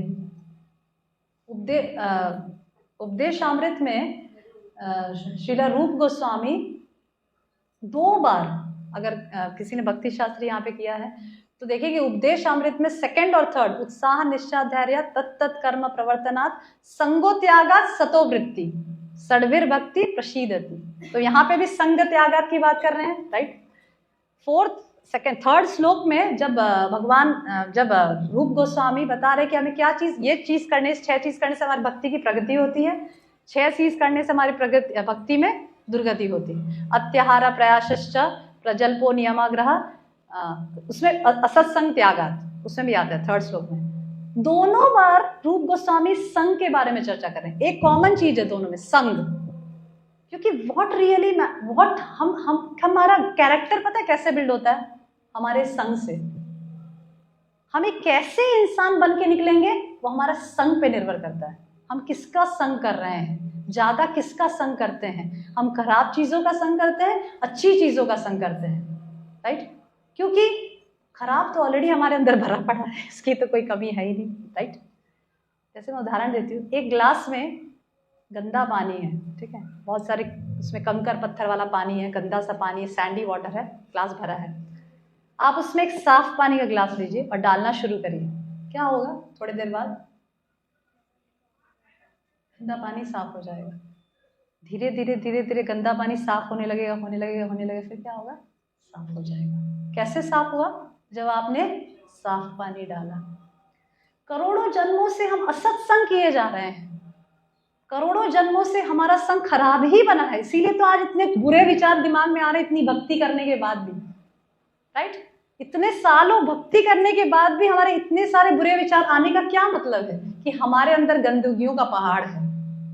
क्योंकि भक्ति में भी हम ईर्ष्या, द्वेष, जलन, ये आगे बढ़ गई, मैं पीछे रह गई, मैं इतने साल से दीक्षा का प्रयास कर रही थी, 4 साल में दीक्षा ले लिया, ऐसे करी, इसके पास ये है, इसका ये है, वो समथिंग और अदर। हमारा जो भ्रष्ट दिमाग है उसके अंदर दुनिया भर की गंदगियां भरी पड़ी है। कहाँ से आई? क्योंकि करोड़ों जन्मों से इस भौतिक जगत के 3 गुणों से हम संग कर रहे हैं। तो वो हमारे माइंड में एक संस्कार पैदा कर देती है, संस्कार जिसको बोलते हैं, इम्प्रिंट्स, जो बहुत जल्दी से नहीं जाते। इम्प्रिंट्स जो होते हैं ना वो जल्दी से नहीं जाते। ये हमारा कोई पहला जन्म नहीं है कि हम लोग बस जैसे दिख रहे हैं पहला जन्म, नहीं। हमें पता नहीं हम कितने करोड़ों मिलियंस ऑफ जन्मों से इस भौतिक जगत में घूम रहे हैं और किसका किसका संग हमने किया होगा, जिसके वजह से संस्कार बन चुके हैं, ठीक है? तब माता जी मैं कितने सालों से भक्ति कर रही हूँ, फिर भी देखिए ना इतने बुरे विचार मेरे मन में आते रहते हैं। ऐसा प्रश्न उठता है। आपको एक उदाहरण से समझाती हूँ। जैसे कटोरा है, ठीक है, दही का कटोरा, हम सब माता दही जमाते, दही का कटोरा फिक्स रखती है ना घरों में, इसी कटोरा में दही जमाते हैं हम लोग, ज़्यादातर ऐसा करते हैं। आपने दही का कटोरा में से दही निकाल लिया, उल्टा कर दिया उसको, दही निकल गया, उसको सीधा कर दिया और वापस उसको धोए बिना उसमें दूध डाला, या तो दूध फट जाएगा या वो भी दूध दही बन जाएगा, राइट। जबकि आपने उसमें से दही निकाल दिया है, पर क्योंकि दही पूरी तरह से निकला नहीं है, चिपका हुआ है, इसीलिए दूध डालने के बाद भी उस दूध की कोई गारंटी नहीं, या तो वो फट जाएगा या दही बन जाएगा, सही। सिमिलरली जो संस्कार हमारे सबकॉन्शियस माइंड में, मे बी हम दुखने से तो एक्सटर्नली बहुत अच्छे व्यक्ति हैं, ऐसा नहीं बोल रहे कि हम बुरे व्यक्ति हैं, खराब काम करते हैं, पर हमारे सबकॉन्शियस माइंड होती है जिसके अंदर बहुत सारे संस्कार बने पड़े हैं, बहुत करोड़ों जन्मों से, जो कभी कभी बाहर दिखते भी हैं। हम जैसे कई बार ऐसा बोलते हैं ना कि एक व्यक्ति कितना भक्त है, वो जब एकांत में रहता है उससे पता चलता है कि जब हम एकांत में घर में रहते हैं, जब कोई ना हो, तब हम किस प्रकार से जप करते हैं, तब हम किस प्रकार से भक्ति करते हैं, वो रियल टेस्टिंग है एक्चुअली हमारी, राइट। तो वो जो संस्कार है सबकॉन्शियस माइंड में, वो गंदगियां जो हैं वो कब हटेगी, जब हम लगातार कंटिन्यूसली अच्छी चीजें उसको दें, अच्छा संग दें, अच्छा जप दें, अच्छा श्रवण दें, अच्छे लोगों का अच्छे विचार दें, अच्छे गुण कल्टीवेट करने का प्रयास करें, तो क्या होगा, जिस प्रकार से गंदा पानी कंटिन्यूसली साफ पानी डालने से साफ हो जाता है, उसी प्रकार से जो सबकॉन्शियस माइंड में कंटिन्यूसली जो गंदगियां पहले डाली और अब हमें अच्छा संग प्राप्त हो रहा है, मंदिर का संग प्राप्त हो रहा है, हरिनाम सुनने को मिलता है, सन्यासियों का संग प्राप्त हो रहा है, तो कंटिन्यूसली जब हम अच्छा संग करते हैं तो बुरे संस्कार खत्म होते। पेशेंस, ऐसा नहीं बोले कि एक दिन में बुरे संस्कार खत्म हो जाएंगे, कंटिन्यूसली जब हम इस प्रकार से करते हैं तो बुरे संस्कार खत्म होके अच्छे संस्कार जब आते हैं, तो इस प्रकार से हमारा माइंड जपा में डिस्ट्रैक्ट नहीं होता, स्वाध्याय में मन लगता है, सेवा में जलसी भावना नहीं आती, अभी आती है भाई, क्योंकि टाइम लगेगा, इसलिए मैंने उत्साह निश्चय धैर्यात, धैर्य रखना पड़ेगा। रूप गोस्वामी क्या बोले, उत्साह रखो, निश्चय तो रखना ही है, धैर्य भी रखना पड़ेगा। ऐसा नहीं मैं 20 साल से भक्ति करूं, क्या कोई चेंज नजर नहीं आ रहा है, आप ऐसा बोल रहे कोई चेंज नजर नहीं आ रहा है, वह भी बताता है कि आप में चेंज आ रहा है, तभी तो आप ये सोच रहे हो कि मेरे में चेंज नजर नहीं आ रहा है, राइट। ओके, तो this is the thing, fourth thing कि संग बहुत इंपॉर्टेंट है, ये संग जो है ना ये बहुत इंपॉर्टेंट है। अगर आप प्रयास करिए कि आप अपने सीनियर डिवोटी से संग करें, अपने सीनियर डिवोटीज जो आपसे भक्ति में काफी सालों से हैं, जो आपको इंस्पिरेशन देते हों। अगर कोई ऐसा भक्त है जो सीनियर है पर आपको इंस्पिरेशन नहीं देता है, तो आप मत संग करिए, अननेसेसरी उसकी निंदा करने से, उसकी आलोचना करने से कि ऐसा करती है वैसा करती है, सीनियर है तो भी, इससे अच्छा बेटर है कि आप संग ना करें उसका, जस्ट लीव हर। पर आप जिससे इंस्पिरेशन, आप कोई ना कोई जरूर होगा जिससे आपको इंस्पिरेशन प्राप्त होता है, आप उनका संग करिए, सन्यासियों का संग करिए। अब तो यूट्यूब के ज़माने में आप तो किसी का भी संग कर सकते हैं, यूट्यूब ऐसा एक वरदान है, वरदान है, एट द सेम टाइम श्राप भी है हमारे लिए, डिपेंड्स कि हम कैसे लेते हैं। तो आप किसी का संग करिए, सन्यासियों का संग करिए, गुरुदेव का संग करिए, अलग अलग सन्यासियों का संग करिए। वो संग आपके जीवन, आपके कैरेक्टर को चेंज करने में सक्षम है। क्यों? क्योंकि जितने भी बुरे संस्कार हमारे जीवन में थे, जो बहुत करोड़ों जन्मों से, उसमें रिपीटिशन बहुत इंपॉर्टेंट है, कंटिन्यूस डालना पड़ेगा। ऐसा नहीं कि बस 2 साल डाले स्टॉप, नहीं, कंटिन्यूस उसमें अच्छे संस्कार भरिए, तो धीरे धीरे खराब संस्कार चले जाएंगे। Okay, so that is fourth is संग। फिफ्थ लास्ट इज सदाचार। हम सोचते हैं कि अच्छे गुणों का क्या काम है, सिर्फ जप करो, स्वाध्याय करो, माता जी बोले बाकी के 4, स्वाध्याय, जप, सेवा, संगा, तो सदाचार का क्या मतलब है, राइट। सदाचार मतलब अपने अंदर अच्छे गुणों को कल्टीवेट करना, बहुत इंपॉर्टेंट है। जैसे ऐसे उदाहरण दिया जाता है कि एक बार राधा गोविंद महाराज से एक शिष्य ने पूछा कि कई बार हम देखते हैं कि कई लोग बहुत सालों से भक्ति के बारे में सुन रहे हैं, पर फिर भी नाम जप नहीं कर पाते, भक्ति नहीं कर पाते, भक्ति में उनकी श्रद्धा नहीं हो पाती, इसका क्या कारण है? तो राधा गोविंद महाराज आंसर दिए, बहुत अच्छा जवाब दिए कि जैसे बीज होता है,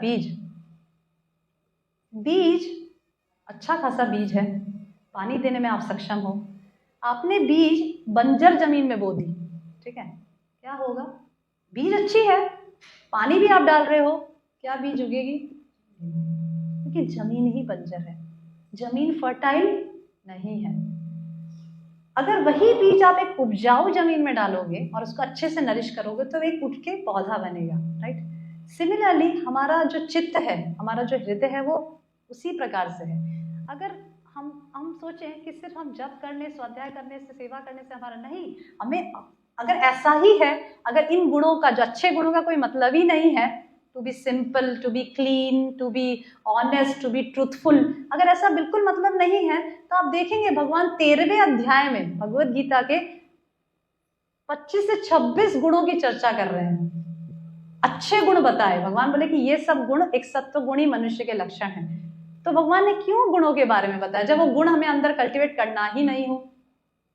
समझ रहे हैं? गुणों, अच्छे गुणों को एक भक्त जो होता है, सबसे पहले तो एक भक्त अपने गुणों से पहचाना जाता है, राइट? जैसे आप कहीं भी जाते हैं, वो थोड़ी जानते कि आप भक्त हो। आप कैसे दिखोगे? आप गंदे दिख रहे हो या आप खराब शब्द बोल रहे हो तो क्या बोलेगा सामने वाला? वो आपके जप वप के बारे में नहीं पूछेगा, बोले किस प्रकार के इंसान है, कितने खराब क्वालिटीज है इसके अंदर, राइट? पर जब आप अच्छा क्वालिटीज दिखाते हो, एक सभ्य मनुष्य की तरह बात करते हो, सिंपल हो, ऑनेस्ट हो, हम्बल हो, ट्रूथफुल हो, क्लीन हो, अच्छे से व्यवहार करते हो, तो वह देखकर आदमी अपने आप ही भक्ति से इम्प्रेस होता है, राइट?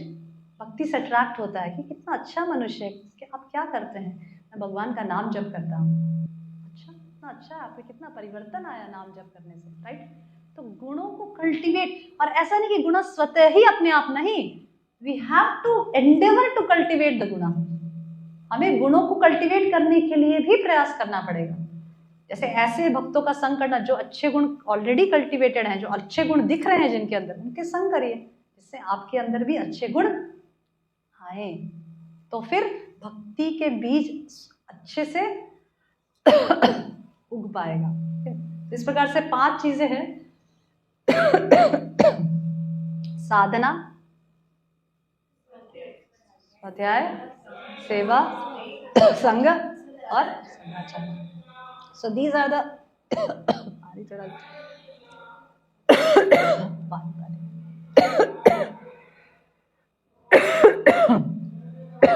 गरम है क्या?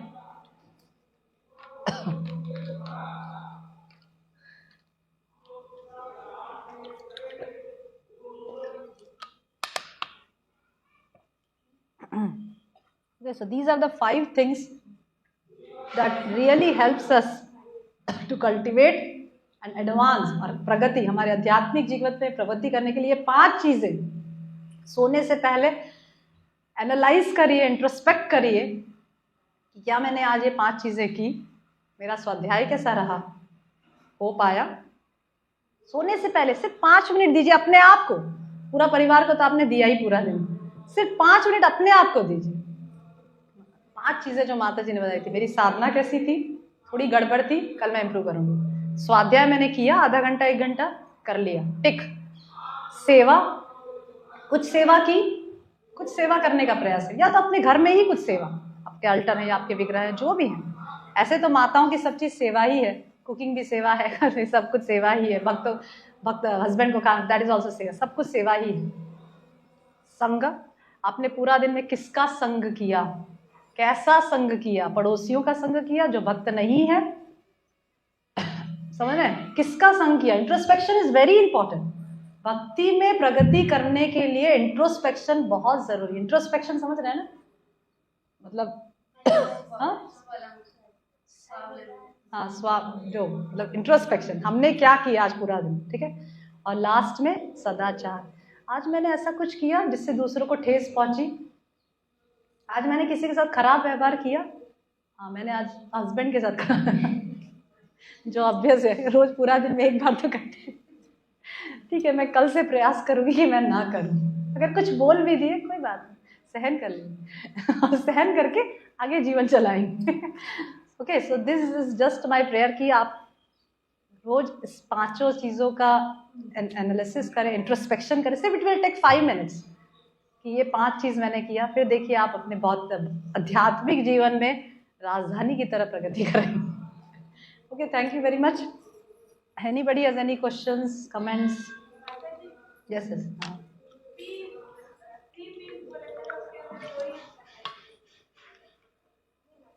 बताया ना, पोजीशन, पोस्चर और पोस्चर, प्रोनाउंसिएशन एंड प्रेयर। 3 बताया ना, पोजीशन, प्रोनाउंसिएशन एंड प्रेयर। मतलब आपका पोस्चर कैसा होना चाहिए, एकदम थोड़ा अच्छा होना चाहिए, ऐसे वैसे नहीं होना चाहिए। प्रोनाउंसिएशन साफ होना चाहिए और प्रेयर, मूड आपका प्रार्थना का होना चाहिए। सी, जपा इज वेरी इंपॉर्टेंट। प्रयास करें कि जपा के समय बात ना करें। पूरा दिन बचा है बात करने के लिए, पर जपा में आज क्या नाश्ता बनेगा, आज क्या खाना बनेगा, आज क्या वो बनेगा, वो जपा में ना करें। इसीलिए मैं बोल रही हूँ कि सुबह का सबसे बेस्ट टाइम रहेगा। जपा में बात ना करें, जपा में प्रयास करें कि हम जपा ही करें। पूरा दिन पड़ा है नाश्ते के बारे में सोचना, खाने के बारे में सोचना। Okay, anybody has question? किसी का कोई प्रश्न है? हाँ संग, हाँ कभी कभी ऐसा होता है, पोजीशन ऐसी मतलब होती है और मन की बातें किसी को बोल नहीं पाते, और मतलब कभी लगता है कि जूनियर को बोलेंगे कि मैं इतना ये नहीं करती, तो वो लोग क्या सोचेंगे कि अरे ये इतने साल से इतना भी नहीं करती, और सीनियर है तो हम अपनी मन की बात बोल सकते हैं। अगर कोई सीनियर ही नहीं है तो तब हाँ, फिर तो आप क्या पूछ रहे? तो मतलब हमें संग सीनियर्स का, मतलब जो भक्ति में आगे होता है उनका संग करना चाहिए। अगर संग नहीं मिल रहा है तो क्या? आजकल यूट्यूब इंटरनेट के ज़माने में संग ना मिल रहा है, ऐसा तो हो ही ना सकता हो, क्योंकि इंटरनेट के ज़माने में आप जिसका संग करें बस आप टाइप करिए और वो महाराज जो सन्यासी का संग आपको प्राप्त होता है। What is the meaning of Sangam? Sangam means बाजू में बैठना, या संगम मीन्स आपके सामने होना, ऐसा नहीं है। संगम मीन्स व्हाट? संगम मीन्स कि आप उनके बात से प्रभावित हो रहे हैं और उसके बाद से आपके विचार बदल रहे हैं और आप उनके बाद से प्रभावित होकर अपने जीवन में बदलाव ला रहे हैं। दैट इज संगम। ऐसा नहीं कि मेरे बाजू में आप बैठ जाए दैट मीन्स मैं आपका संग कर रही हूँ, नहीं, ऐसा नहीं है। संगा डजंट मीन दैट। संगा मीन्स, मैं आपको एक, सॉरी मेरी थोड़ी आदत है स्टोरी एनालॉजी सुनाने की बार बार बच्चों के साथ रहते रहते, मैं आपको एक स्टोरी, पंचतंत्र स्टोरी सुनाती। संगा मतलब क्या होता है, बहुत सिंपल स्टोरी, शायद आपने बच्चों को सुनाई भी होगी छोटे जब होंगे तब।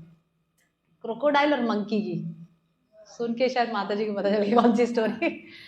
मतलब एक मंकी, एक क्रोकोडाइल होता है जो पानी में होता है और मंकी पेड़ पे होता है, और मंकी कहता है कि क्रोकोडाइल बोलता है आओ पीठ पे मैं तुम्हें दूसरे पार घुमाने ले जाऊँ। मंकी बोलता है ठीक है चलो। तो मंकी बैठ जाता है क्रोकोडाइल पे ऊपर और जाने लग जाता है।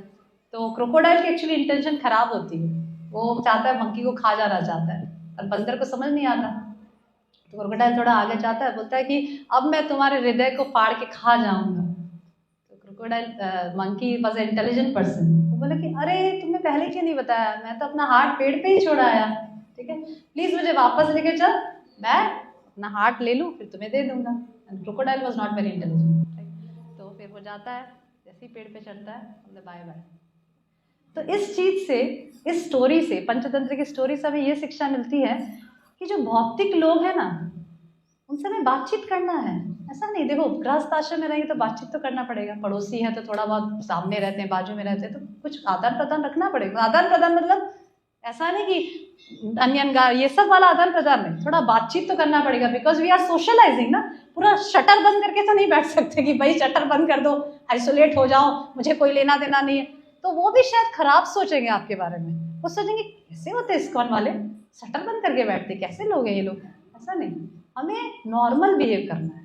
हरे कृष्णा माता जी, या हरे कृष्णा भाभी जी, माता जी ना पसंद आए शायद, भाभी जी हरे कृष्णा कैसे हैं, जैसे मेरे भी पड़ोसी हैं, बिल्कुल डिवोटीज नहीं, यहाँ विद्यानगर में बात कर रही, बिल्कुल डिवोटी नहीं। हरे कृष्णा माता कैसे बच्चे कैसे पढ़ रहे हैं, जो उनको सुनना अच्छा लगे, जैसे कैसे पढ़ रहे हैं, कैसे आप हैं, क्योंकि वो लोग रविशंकर वाले हैं मेरे जो पड़ोसी, वो लोग बिल्कुल इस्कॉन में नहीं मानते, no problem, just be socialising. आप कैसे हैं, आपके बच्चे कैसे, आपकी बेटी कैसे, समथिंग, ठीक है। That is not a sanga that we are doing, we are not giving heart to them. Sanga means I am really giving my heart to you. जैसे वो जैसे मंकी ने कैसे किया कि मैं तो हार्ट भूल ही गया, That means monkey was associating with the crocodile, but he is not giving the heart to crocodile. समझ रहे? पर मैं ऐसा नहीं बोली फिर घंटों घंटों बैठ के प्रज्वलित करिए ना पड़ोसियों के साथ, मैं हार्ट थोड़ी दे रही हूँ, इसका मतलब ये नहीं, इसका मतलब ये नहीं बोल रही हूँ मैं बोल रही हूँ कि अपने दिल को रिवील मत करिए भौतिकवादी लोगों के सामने, अपना दिल मत खोलिए, क्योंकि they will not understand you. Now you have become devotees, आप भक्त बन चुके हैं, आपकी जीवनचर्या वो लोग नहीं समझेंगे। आप 5 ऐसे आके बोलेंगे मुझे तो स्वाध्याय करना है, मुझे तो संग करना है, मुझे तो जप साधना करना, वो बोले ये सब क्या लगा रखे 5 क्या है ये सब, मुझे कुछ नहीं पता। तो ये सब चीजें उनके साथ चर्चा मत करिए, तो वो नहीं समझेंगे आपका। और सबसे इंपॉर्टेंट भक्तिविनोद ठाकुर कहते थे कि कर्मियों को, भौतिकवादी लोगों को अपना हार्ट रिवील मत करिए when you have become devotees, क्योंकि दे विल नॉट अंडरस्टैंड, वो लोग आपको नहीं समझ पाएंगे और वो लोग फिर मौकरी करेंगे, आपकी हंसी करेंगे। जैसे आप बोलेंगे देख मैं कितने समय से ट्राई कर रहा हूँ लहसुन प्याज छोड़ दूँ पर नहीं कर पा रहा हूँ, वो नहीं समझ पाएंगे, सीरियसनेस नहीं समझ पाएंगे, सीरियसनेस भक्त समझ पाएंगे, राइट। तो गुह्यम आख्याति, जैसे माता जी बोल रहे जो चीज़ है जो गुह्यम आख्याति पृच्छति, मतलब भक्तों को जाके अपना हार्ट रिवील करना कि मुझे ये परेशानी हो रही है। That is also one of the thing in that loving exchanges. कभी ऐसे हम इतने परेशान हो जाते, कुछ ऐसी भगवत गीता पढ़ लिया पर कुछ प्रैक्टिकल नहीं पता चल रहा, ये सोल्यूशन, ये जो प्रॉब्लम जो मैं प्रैक्टिकली फेस कर रही हूँ अपने हस्बैंड के साथ, रोज झगड़ा हो रहा है हस्बैंड के साथ, वो जो प्रॉब्लम फेस कर रही हूँ उसको किसको जाके बोलूँ, वो मुझे भगवत गीता से भी नहीं सोल्यूशन आ रहा है, मुझे भक्तों से भी नहीं, मतलब वरिष्ठ भक्तों के पास तो हम जाएंगे नहीं प्रभु जी इसके पास। तो it's also one of the thing that you are going to reveal your heart. So try to find, मैंने भी अपने जीवन अभी भी try to find at least one devotee जो आपके हार्ट रिवील करे। ऐसा नहीं कि आपने हार्ट खोल के बोला, वो भक्त 5 आदमी को जाके बोला ये तो ऐसे है, ये पता है आपको उसके घर में, अच्छा नहीं पता, अच्छा ऐसे ऐसे, don't reveal to such person जिसमें आपको पूरा कॉन्फिडेंस है कि इसको आप रिवील करोगे तो ये आपकी हंसी नहीं करेगा कि अरे तुझे इतना, जैसे बहुत साल हो गए 10 साल हो गए इसको में, फिर भी लहसुन प्याज कभी कभी खाने की इच्छा हो रही है, समझ लीजिए, मतलब ऐसा एग्जाम्पल बता रही हूँ, ऐसा नहीं बोले कि आपको हो रही है एग्जाम्पल। तो आप जाके ऐसे रिवील किए, नहीं क्या तुझे 10 साल हो गए तू भी ऐसा हो रहा, तू तो बिल्कुल ही गई हुई है, तुझे तो बिल्कुल ही भक्त नहीं है। और मन में फिर 4 लोगों को जाके बोला पता है इसको अभी भी लहसुन प्याज खाने की इच्छा हो रही है, पता है इसको ऐसे। सी एवरीबडी हैज डिफिकल्टी, इतने हम लोग को 25 साल हो गए, then also we face difficulty, हर एक व्यक्ति, क्योंकि भौतिक जगत है, 3 गुण है, जैसे मेरे प्रभु जी भी आश्चर्य बताते कि 3 गुणों के साथ रहकर भक्ति करना बहुत डिफिकल्ट है। सत्व रजस तमो से फाइट करते रहना, कभी तमोगुण कभी रजोगुण कभी सत्वगुण, और माताओं के लिए तो एक्चुअली बहुत डिफिकल्ट हो जाता है, क्योंकि माताओं को 2 परिवार को संभालना है, अपने पेरेंट्स का परिवार, अपने इन लॉज का परिवार, अपने हस्बैंड को खुश रखना है, इन लॉज को खुश रखना है, रिश्तेदारों को खुश रखना है, और साथ में माला भक्ति भी करनी है। माताओं के लिए ज़्यादा डिफिकल्ट, उसको अपना परिवार छोड़ के दूसरे के परिवार में जाके एडजस्ट करना है, राइट। मैं भी, मुझे पता है ना, इट्स वेरी डिफिकल्ट फॉर माता जी एक्चुअली। माता जी इसका अहंकार पूरा क्रश होके रह जाता है, एकदम खत्म हो जाता है पूरा। पर यू शुड थिंक कि बहुत अच्छा है, ऐसे भी मुझे सी frustration is actually very good sign in bhakti. हाँ, मैंने एक बार सुना था कि प्रभु किसी वरिष्ठ भक्ति मुँह से कि वो लेक्चर दे रहे थे, तो किसी ने पूछा कि प्रभु जी फ्रस्ट्रेशन बहुत आता रहता है, तो प्रभु जी बोले very good sign, we have to be frustrated only with this material world. अगर हम जितना फ्रस्ट्रेट होंगे उतना जल्दी हम जाएंगे ना। हम रोज बोलेंगे अरे यार मुझे चाहिए ही नहीं, भगवान आप कब बुला रहे हो, और मुझे चाहिए ही नहीं, मुझे कब बुला, और सब कुछ अच्छा मिल जाएगा तो हम बोलेंगे ही नहीं, right. So you should think that जितना फ्रस्ट्रेशन आए उतना अच्छा, let it be, right. Okay, so you should try to, मतलब कोई ऐसे आप देखिए जिसको भी आपको लगता है आप रिवील कर सकते हैं, आप सोल्यूशन मांग सकते हैं, and you can progress in भक्ति। क्योंकि जब तक आपके अंदर जो डिफिकल्टीज आप उसको एक्सप्रेस नहीं करोगे तब तक वो आपके डिफिकल्टीज आपको चुभाते रहेंगे, आपको खाते रहेंगे, आपको परेशान करते रहेंगे। पर जब आप किसी हेल्प लोगे किसी भक्ति की, मैं क्या करूँ, then that person can guide you. सही है। मतलब कोई सीनियर जो भी आपको ठीक लगता है, पर्सनली भी तो कुछ होता है, कुछ अपने पर्सनली भी कुछ होता है ना कि भाई ये डिवोटी को मैं अप्रोच कर सकती हूँ, ये मुझे सुनेगा, ये मुझे जानेगा, समथिंग लाइक दैट। हाँ, बुलाओगे तो जरूर। ओके, एनीबडी एल्स, और कोई प्रश्न? ज़्यादा ही बोल दिया लगता है आज, इसलिए कोई प्रश्न ही नहीं उठ रहे।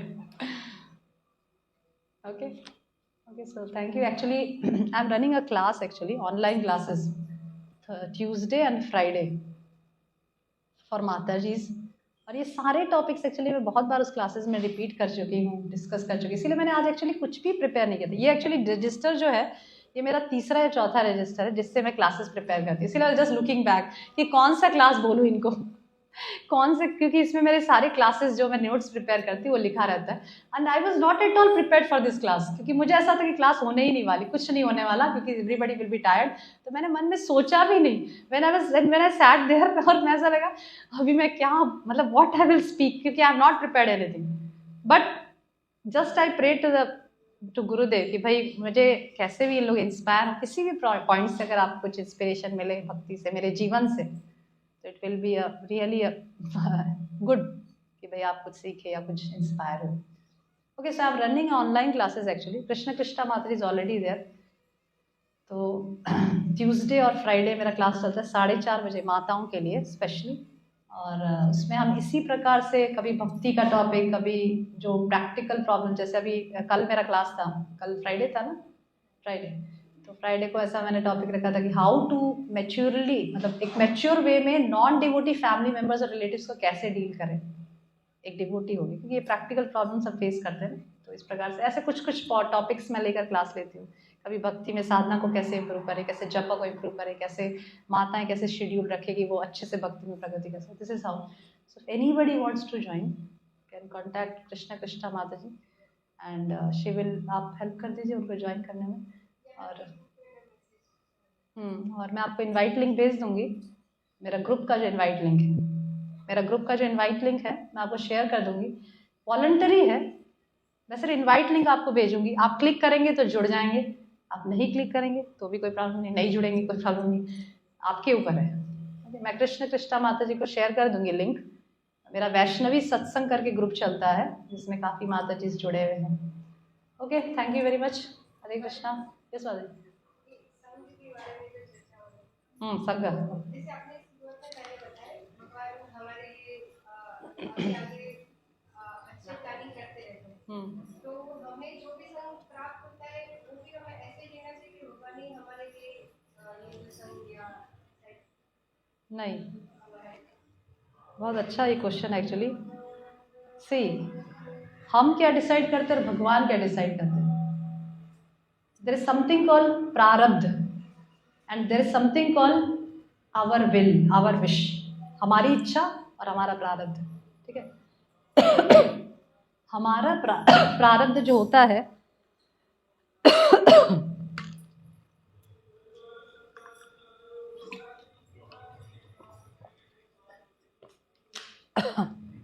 हमारा जो प्रारब्ध होता है ना, उस प्रारब्ध, जिसको डेस्टिनी बोलते हैं इंग्लिश में, उससे हमारा जन्म निर्धारित होता है, हमारा फैमिली मेम्बर्स जो भी मिलने वाले हैं वो निर्धारित होते हैं, हमारा रंग रूप निर्धारित होता है, हम गरीब अमीर होंगे निर्धारित होता है, क्योंकि उस पर तो हमारी कोई चॉइस ही नहीं होती ना। हम किसी परिवार में जन्म लेते हैं, वो गरीब हो कि अमीर हो, वो हमारी चॉइस है क्या? हम कैसे दिखते हैं, हम कितने सुंदर दिखते हैं, हमारी चॉइस है क्या? हम तो बहुत सुंदर दिखना चाहते, कौन ऐसी माता है जो सुंदर नहीं दिखना चाहती? Everybody wants to look very beautiful, right? सभी लोग गोरे दिखना चाहते हैं, सुंदर दिखना चाहते हैं, बड़े बड़े बाल, मैं खुद बड़े बड़े बाल रखना चाहती हूँ, पर बाल मेरे प्रभु जी तुमने जरूर कुछ पिछले जन्म में कोई कर्म किया बालों का, मतलब everybody, all mata ji want to look beautiful, right? पर हमारा प्रारब्ध जो हमें डाल देता है, जो रंग रूप हमें दे देता है, उस पर हमारी कुछ भी नहीं चलती, right? That is our destiny, जो हमें प्राप्त होती है हमारे पिछले जन्म के कर्मों की वजह से, राइट? पिछले जन्म के जो कर्म हमने और इच्छाएं जो हमने की है उसकी वजह से हमें प्रारब्ध, हमारा प्रारब्ध डिसाइड होता है, वो हमें मिल गया, हमारा जन्म, हमारा रंग रूप, हमारा गरीब अमीर, किस प्रकार के फैमिली मेंबर्स हमारे, जैसे माता पिता कैसे मिलेंगे, do I have a choice? जैसे मुझे मिले वैसे मुझे, दैट इज आवर प्रारब्ध। अभी प्रारब्ध मिलने के बाद, डेस्टिनी होने के बाद, जैसे मैं अंबानी के फैमिली में जन्म लिया, बहुत पैसा, इतना पैसा, जन्म से ही बहुत पैसा, ठीक है, वो मेरा प्रारब्ध था। अभी मिलने के बाद सिचुएशंस जो थे वो डेस्टिनी डिसाइड किए, अब उसके बाद मैं किस प्रकार से उस सिचुएशंस में रिएक्ट करूंगी वो मेरा फ्री विल है। समझे आप? मतलब जैसे बहुत पैसा मिल गया, ठीक है, अभी उस पैसे को मैं किस प्रकार से यूटिलाइज करूंगी, किस सही काम में करूंगी, गलत काम में करूंगी, भगवान की भक्ति में करूंगी, भगवान की भक्ति में आगे बढ़ने के लिए, वो मेरा फ्री विल है। आपको पता है ना फ्री विल, हर एक मनुष्य को फ्री विल है ना, कुछ इंडिपेंडेंट विल, स्वतंत्रता। जैसे भगवान बोलते हैं ना यत इच्छसि तथा कुरु, अर्जुन को बोले ना यत इच्छसि, पूरा गीता सुना दी, फिर भगवान ने अर्जुन को क्या बोला, यत इच्छसि तथा कुरु, अब तुम्हारी जो इच्छा है वो करो। मैं कोई तुमको ऐसा नहीं कि चलो अर्जुन करो अब, ऐसा नहीं बोले भगवान, यत इच्छसि, अब तुम्हारी जो इच्छा है करो। दैट मीन्स कि हमारी भी कुछ इच्छा मैटर करती है, राइट, हमारी भी कुछ इच्छा है, हमारी भी फ्री विल है, ठीक है। तो अभी सिचुएशंस आर डिसाइडेड बाय प्रारब्ध, पर उसके बाद हम क्या करेंगे वो हमारी फ्री विल है। हम इस पैसे से गलत काम करेंगे तो और कर्म जनरेट होगा, फिर क्योंकि जो भी कार्य हम इस जन्म में कर रहे हैं उससे हमारा नेक्स्ट जन्म का निर्माण हो रहा है। जो भी गलत काम, अच्छे काम, भक्ति जो भी हम कर रहे हैं, अगर इस जन्म में भगवत धाम चले गए तब तो किस्सा ही खत्म हो गया, सब कुछ खत्म, पर नहीं जा पाए तो जो भी कार्य इस जन्म में हम कर रहे हैं, जितनी भी भक्ति कर रहे हैं, जितने भी कुछ गलत काम कर रहे हैं या जितने भी अच्छे कार्य कर रहे हैं, पायस एक्टिविटी, पाप एक्टिविटी, भक्ति एक्टिविटी जो भी कर रहे हैं, उससे हमारा नेक्स्ट जन्म का फॉर्मेशन कर रहे हैं, नेक्स्ट लाइफ क्रिएट कर रहे हैं हम। ये लाइफ तो हमारा मिल ही गया, उसमें तो हमें पता चल गया ये होगा वो होगा, ऐसे होगा, हस्बैंड ऐसे होगा, सब कुछ हो गया। अभी जो ये सब मिलने के बाद, जैसे मेरे हस्बैंड मुझे भक्त मिले, उसके बाद भी मैं भक्ति नहीं करना चाहती, I don't want to do bhakti, मुझे कोई इंटरेस्ट नहीं भक्ति करने में। ये मेरी फ्री विल है ना, मैं कर सकती हूँ, मेरे को सब अपॉर्चुनिटीज है मेरे पास, मेरे घर में सब कुछ है, इतने सारे मेरे प्रभु जी 3-4 लाइब्रेरीज है, 3-4 बुक्स भरा, बहुत ढेरों बुक्स है मेरे घर में, और सब पूरी फैसिलिटीज मुझे मिल रखी है। अगर उसके बावजूद मैं भक्ति नहीं करती हूँ तो वो किसकी इच्छा है, वो मेरी इच्छा है, राइट। तो situations are given by us, are made by us, पर उसके बाद हम किस प्रकार से रिएक्ट करेंगे वो हमारी फ्री विल है। आपका प्रश्न क्या था? संग वी डिसाइड द संग, समझ रहे हैं? जैसे आज मैं बड़ौदा आई, ठीक है, अब बड़ौदा में इतने सारे लोग आए थे, इतने सारे थे ना, कितने सारे थे। अभी मेरी इच्छा है कि मैं, कुछ लोग ऐसे भी होंगे शायद ज़्यादा भक्त ना भी हों, ठीक है, मैं चाहूँ तो मैं उनका संग करूँ, प्रभु जी ना, ठीक है, तो मैं चाहूँ तो उनका भी, कि संग वी डिसाइड, हमें डिसाइड करना है संग। हम, ये मेरा मोबाइल है, अच्छा, no this is your mobile, नहीं, ये मेरा मोबाइल नहीं है।